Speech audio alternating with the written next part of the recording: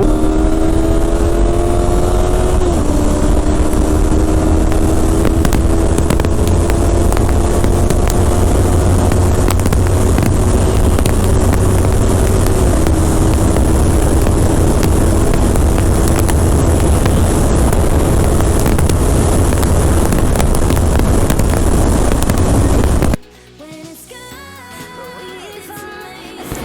guys, welcome to the channel.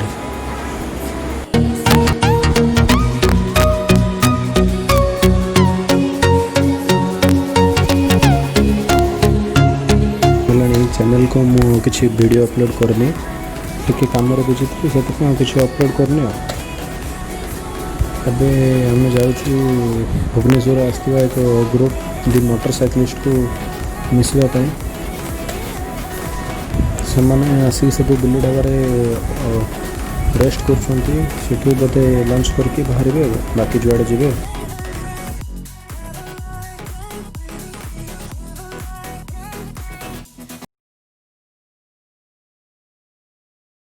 Subscribe the channel and press the bell icon for more content.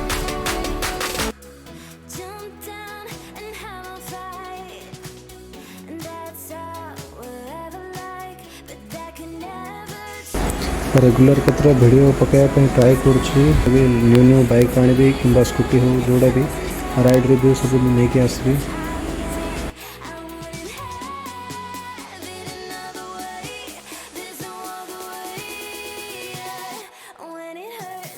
केत दिन है पूरा गाड़ी चलार पूरा बंद थिला एबे सब ट्रैवल आरंभ होइछि R3 रो भी राइड रिव्यू वीडियो नहीं के आसबी जल्दी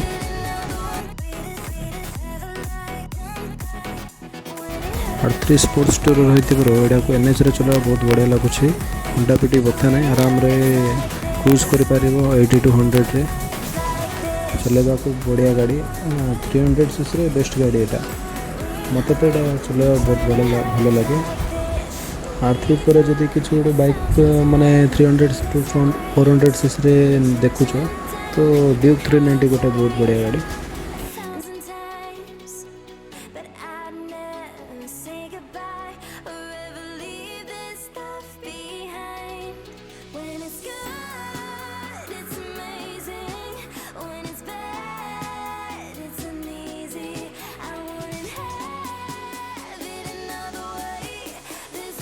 भी हो ये आसला पर केतरा सुपर बाइक को देखा को मिलला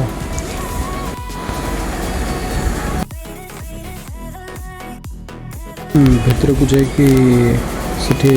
मोटरसाइकिलिस्ट ग्रुप मेंबर सब मिसजा टिके बाहर भी अपने रिटर्न हो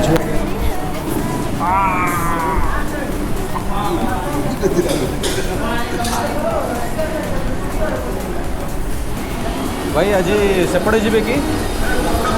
हाँ रास्ता भी बहुत खराब अच्छे मुझे इनफॉर्म करदेवी भाई को इनफॉर्म करदे सेटारे बालकुमारी जी ना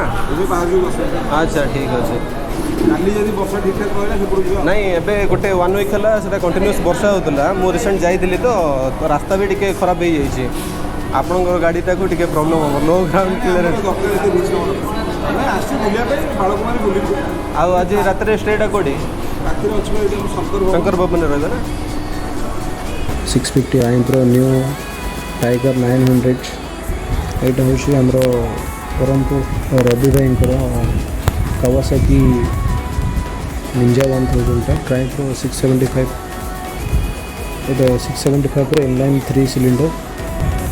यहाँ तो मोर बहुत फेवरेट गाड़ी होंडा सुपर फायर ब्लेड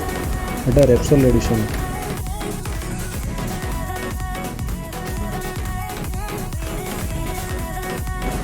एटा अच्छी डुकाटीर DFL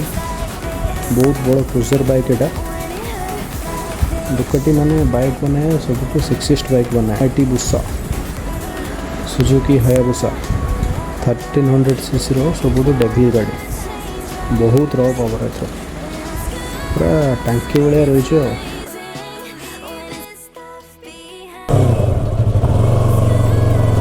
समस्त 4 सिलिंडर ना निंजा 650 2 सिलिंडर 650 नाइ 3 नाइ ट्विन सिलिंडर हाँ प्राइम टाइगर 3 सिलिंडर आउ सेटा कौन बुसा 4 सिलिंडर आउ कोटा अच्छे से हेल्ले ये कौन जे डियाबल डुकाटी डियाबल V12 इंजन